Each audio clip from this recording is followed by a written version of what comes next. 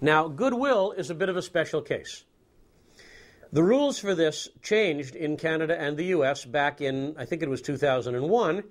Used to be that goodwill was amortized over a period of time that was not to exceed 40 years. Other countries had amortization rules which were similar, but usually shorter periods than that. Nowadays, in Canada and the US, goodwill and other intangibles with indefinite lives are not amortized at all. They are tested annually for impairment only. If goodwill is deemed to be impaired, then it's written down or altogether off. But there's no amortization, no systematic reduction of goodwill on the balance sheet. This impairment test, as I mentioned, should be done annually. It can easily be done more often than that if circumstances warrant. The impairment write-downs that you take cannot be reversed. Once goodwill or anything like this is written down, it stays down. You can't change your mind later and say that goodwill has been somehow magically restored. In fact, the only way that you can have goodwill on your financial statements is on your consolidated financial statements because you bought some by paying more for a company than the fair value of that company would otherwise have determined. You can't create goodwill on your own. You can't just say it's there because you think you have a good reputation or a popular name. The only way to get goodwill is on consolidated statements by buying it. Now, there's no such thing as bad will. Negative goodwill can happen. It occurs in the very rare case when the purchase price is less than your proportionate share of the fair value. And what happens then is that you would apply this negative goodwill proportionately against the fair values of the capital assets and intangibles that the parent company is buying. So in other words, the fair value increments would then be eliminated against the negative goodwill. In the extremely rare case that any negative goodwill remains after you've reduced these fair values, then you have an extraordinary gain on the income statement. This is about the only time I can think of when you would have a capital transaction that results in gains and items on the income statement. But there's no other place to put it, and that's where we do. I don't know of a single instance where in real life where this has actually happened. I'm sure there have been a few, but it's certainly very rare. Now, as far as analysts are concerned, the purchase method does involve some distortions in the financial statements. The purchase method creates a discontinuity because it's applied prospectively from the point of purchase on, which may or may not be in the middle of a company's fiscal year. The subsidiaries' operating results, their cash flow, their net income and losses, revenues, expenses, all the rest, are counted from the date of acquisition onward only. Anything that the sub may have earned earlier in the year does not count in the consolidated results. You haven't bought them yet. This is a problem for analysts in the year of acquisition, and of course it's a problem in comparing any subsequent year with that year.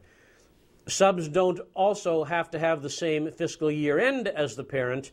That's something that we can usually work around as long as the years themselves are 12 months long.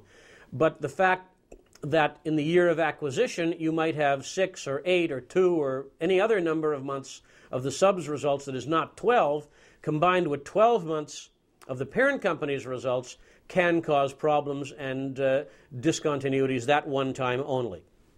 Another problem I've referred to previously, and that's on the balance sheet, where the parent company is combining fair values of the sub's assets with book values of their own.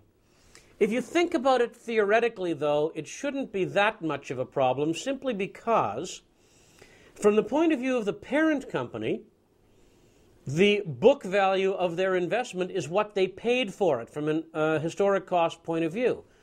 What they paid for it, presumably, would be the fair value of the assets at that point in time, because otherwise, why would they be paying that price in the first place? Whether or not they happen to be equal to the book value on the sub's books is completely irrelevant.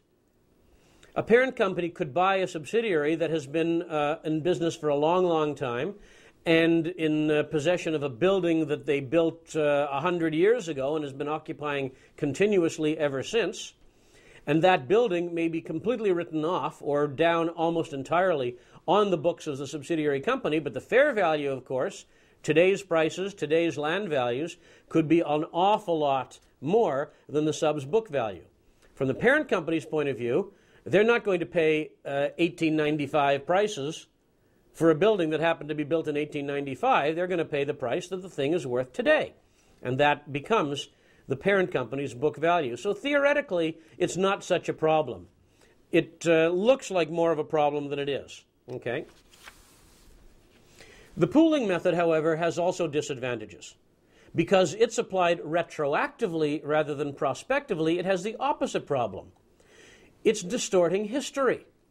The pooling method pretends that the two companies have been pooled, have been merged ever since the beginning. Well, this is clearly not true. It's just a complete falsification of history. It fails also to recognize the true cost of the acquisition, the value of the net assets acquired, and or the consideration given up, because a pooling does not recognize an acquirer at all. So there's nothing apparently given up or being acquired. You just add the two together. The pooling method also completely ignores the cash flow statement, which just doesn't sound intuitively correct, but nevertheless, that's what happens. Now, as far as analytical differences between the methods are concerned, once the fair value increments are all amortized, consolidated assets and liabilities will be the same. You will have differences until that happens, simply because the purchase method recognizes these and the pooling method does not. However, consolidated retained earnings will differ after all is said and done, because pooling retained earnings includes the pre-acquisition retained earnings of the investee. Purchase retained earnings includes the investee's retained earnings from that point forward only. Also, purchase retained earnings includes the amortization of all of those fair value increments, and they don't exist under pooling. At this point, it probably would not be a bad idea to do a quick review of investments. This section overlaps a different section in your CFA curriculum, in the intercorporate investment section, but it probably would be worthwhile to review that one at this point.